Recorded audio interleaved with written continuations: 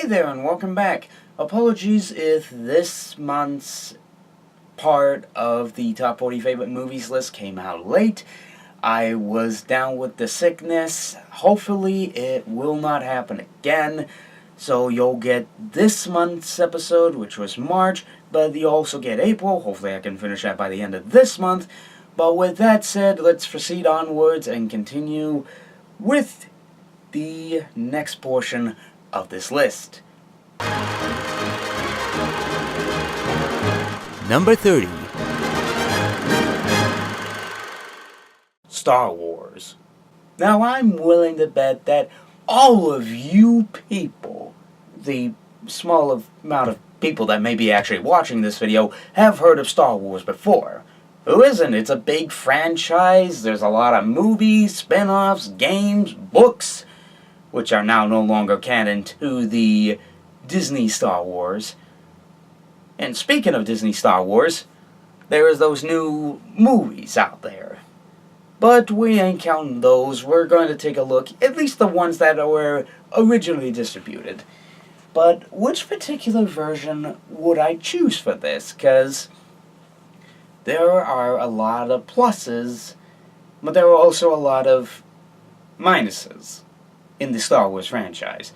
Well, I'm mostly going to stick to the original one, and for this one I'll pick the original one, 1977 Star Wars, otherwise retitled in the special editions as Episode 4, A New Hope.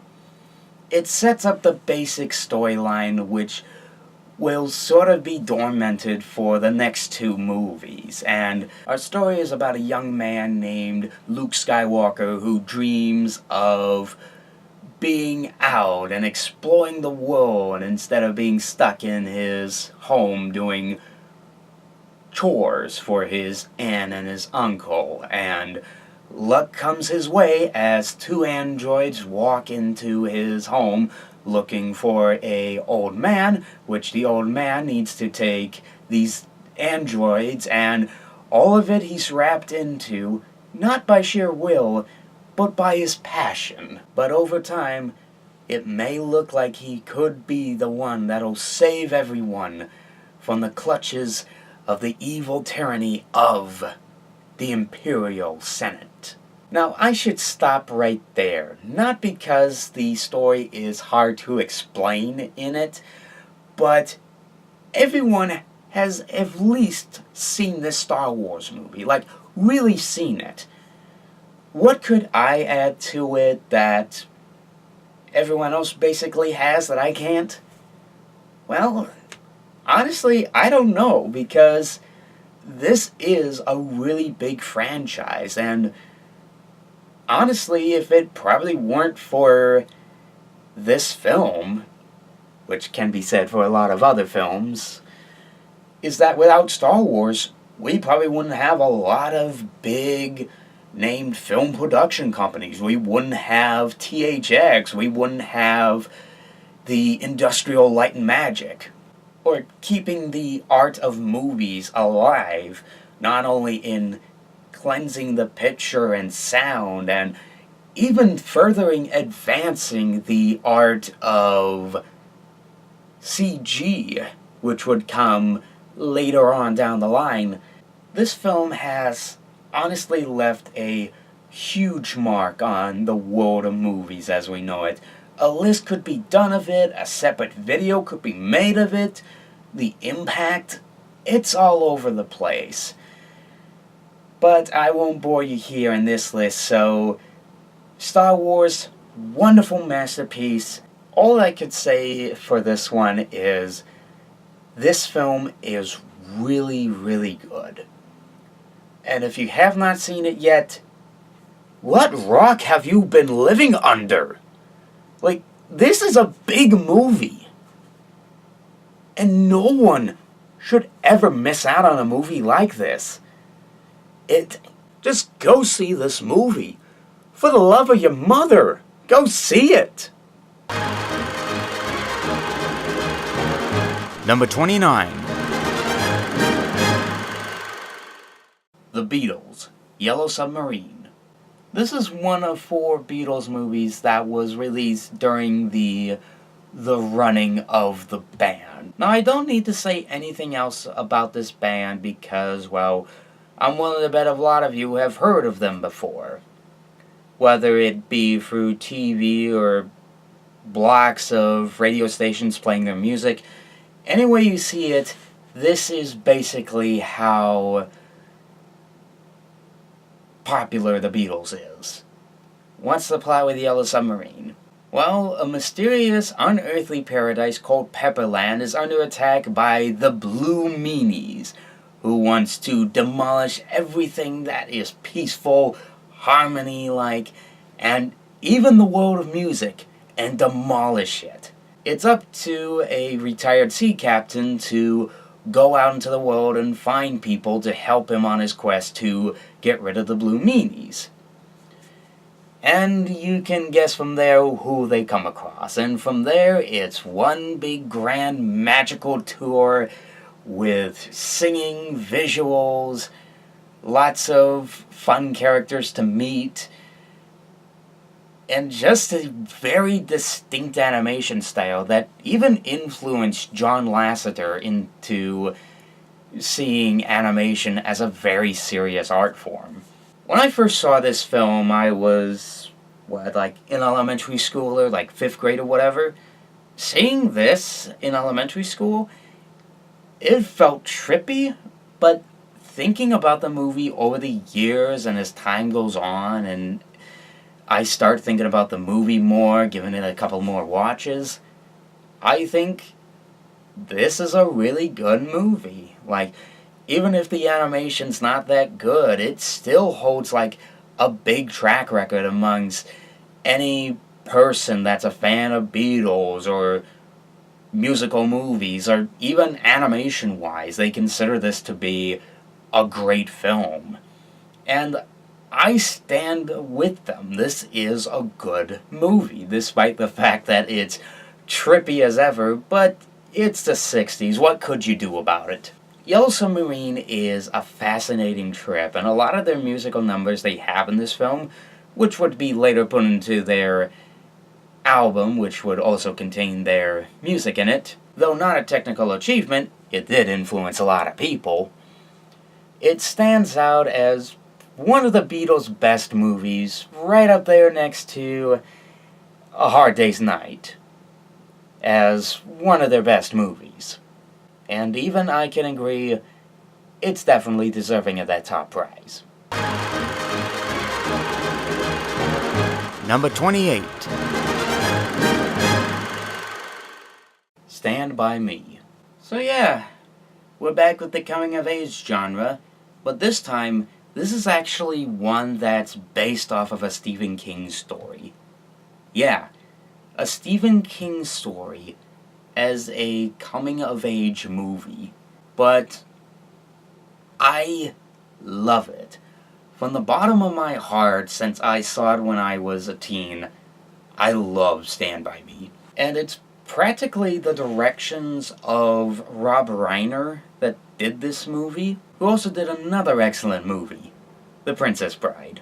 Well, in this tale, it's a story about 4 young boys that live in a small town in Oregon, as one of them overhears a possible location on where the dead body of this character that our 4 leads have been listening to for a while on the radio, as they decide to go on a hike to that said body, where on that journey they will soon see the light of life itself and really change how they look at life itself and what it means to transition from being a kid to a more smarter person. Stand By Me holds a true testament to being coming of age.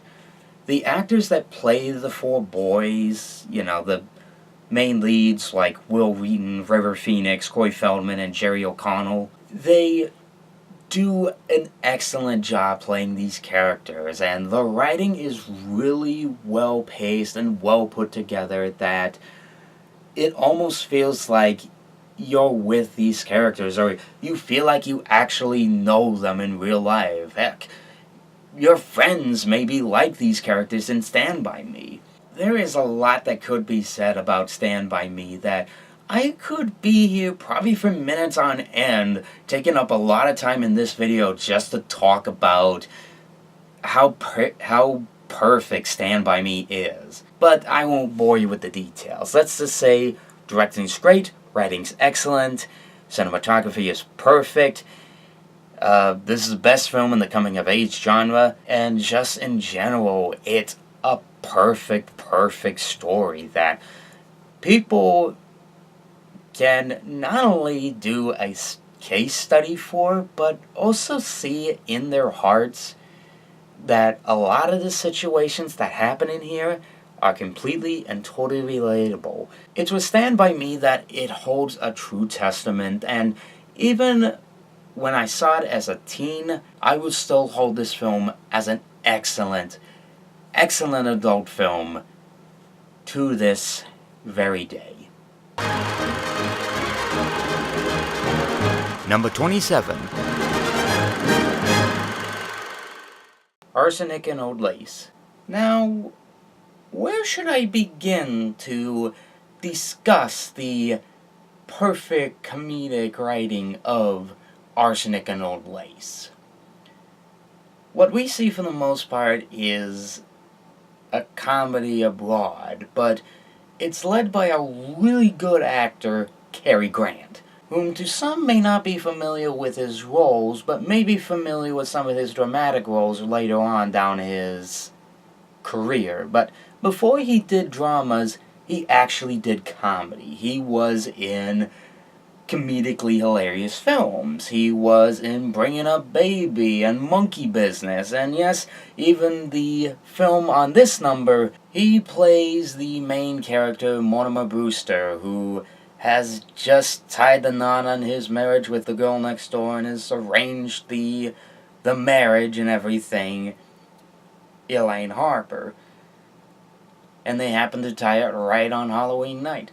A perfect night for a comedic film, don't you think? As he goes back home to tell his family the good news, it turns out that his family has a special kind of quirk in their distinct style. For example, he has two elderly women who are on one side the most kindest people you would ever expect to meet, and you have one of his brothers that thinks that he's Theodore Roosevelt. I do not make that up when I say that. His brother thinks that he's Theodore Roosevelt. Everyone in the house, and even in the neighborhood, all respect that his style is that he's the It's just hard to describe just how funny this is without giving too much away. But it's just as he goes home and talks to his relatives that have these quirks and everything, he looks under the window seat and finds a corpse there. And all of them are just alright with it. They don't, bat an eye and say, hey, there's something wrong here. We got a dead body in the window seat. They just take this into a comedic style. What is supposed to be what I could imagine is a horror-like movie just turns into this absolutely hilarious comedy that makes it not only a perfect niche to watch on Halloween, but also a perfect comedy of Cary Grant's career. Plus, it also features Peter Lorre, whom is one of the iconic horror actors. Arsenic and Old Lace just has this perfect blend of comedy and goofiness and every single element you can think of in a film genre, and just makes it absolutely perfect. It's one I highly recommend to anybody that wants to take a look at early screwball comedies in time periods and ages and all that. Just that perfect blend and that perfect touch of comedy and pure hardiness that makes a film from the mid-40s absolutely pitch perfect. Number 26. Dawn of the Dead. As you've seen from the poster, the one I'm talking about is the original 70s film from George A. Romero. Outside of Night of the Living Dead, which brought zombies into the horror genre, Dawn of the Dead basically was a staple, a big influence on zombie films in general. Almost like that policy, like, this is the way on how you do zombie films at that time. When this came out in the 70s, this was a massive hit, with not only the movie receiving positive reviews with film critics such as Roger Ebert, who gave it 4 stars on its release, but also that blend of fans of the movies that would see it on VHS and public domain DVDs and really hard to find Blu-rays because I don't know what the hell's going on digital distribution for this movie. Where this film takes place is what you could say is after the events of Night of the Living Dead, but in of itself, you don't need to see Night of the Living Dead to actually get into this. You can jump into it by itself and you won't miss a thing. Essentially, a bunch of people in the news business, one that flies a helicopter, the other one that's a news reporter, and another 2 that are a part of a SWAT team that does a break-in for the zombie attack and whatever. All of them decide to board along and hitch a ride to somewhere where they will be able to survive. And in one of those places they look into is that of an abandoned shopping mall. And so they take a look at it and examine it and say, why not? Let's call it home. And they land there, they clean up the zombies, and make their place their own. And for many of people, who wouldn't dream of living in a shopping mall? I mean, this would become like some of the Borderland staples for certain themes. I mean, this was a staple in the remake of this film directed by Zack Snyder, which, again, has nothing to do with the George A. Romero movie, but also the setting of itself being in a mall would also be another influence to another video game series I think some of you may have heard of before. Dead Rising? Anyone? But the whole zombies in a mall thing, it was a huge theme, and even the mall they shot it in, which is an actual mall in Pennsylvania located in Monroeville. And what was big about the film was they actually shot the mall scenes at night. So like when the mall closes, they were in there and filming everything. Like, you think zombie guts and blood and everything on the floors, but then when it comes to opening time, it's like they weren't even there. Like, that's some fast production right there. It's crazy, but I really applaud George A. Romero for really stepping that further and beyond to give us probably the most perfected of his films from what he calls the Dead series, even if there weren't a lot of movies to it. There are other films that are a little bit superior to it, like Day of the Dead, but really it's an on-off thing with the George A. Romero Dead movies. Because one moment I could be liking Night of the Living Dead, the next thing you know I could be liking Day of the Dead, and then we got this one right here. So, essentially, with Dawn of the Dead, it just really stands out for me. Again, I was in middle school when I saw this film for the first time. Part of it blew my mind, not only because of the cool practical effects done by Tom Savini, but also it's got itself some comedically hilarious moments. Albeit tragic. But still, comedic in any given sense. Dawn of the Dead is just that fitting genre that was one of the biggest pinnacles, one of the biggest influences, and on top of that, one of the best films in George A. Romero's career. And to that Dead series, nothing, and I partially mean that, nothing can ever top the three films that really blew up the zombie genre. It's some of his greatest masterpieces, his greatest work. What can else be said about George A. Romero's Dawn of the Dead, as well as his Dead series?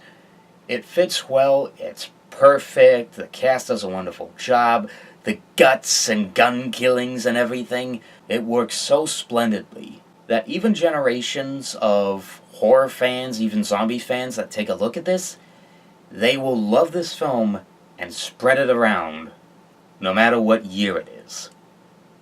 So that'll do it for this part of the top 45 movies. Again, apologies if this came out late. I will hopefully try to get on my feet as fast as I can to try and make the next part and come out as quick as possible, just in time for May. And whatever, hopefully this delay won't happen again, but there's no guarantees because there's a lot going on with this job and it's not that easy. And especially with a convention coming up in a month, that's going to be a challenge. But with that said, let's bring this stuff up here, if I can do it in 20 seconds. I will link a playlist down here for the previous Movie Fridays, which will also feature the previous parts of the top 40 favorite movies. But also here's a previous portion to the other part of this list that you probably may not have seen, so go click up there. And as always, if you want to see more and wait for the next part of this marathon of favorite movies, then just subscribe, and I hope to see you guys down the line for the next part. So, see you guys later.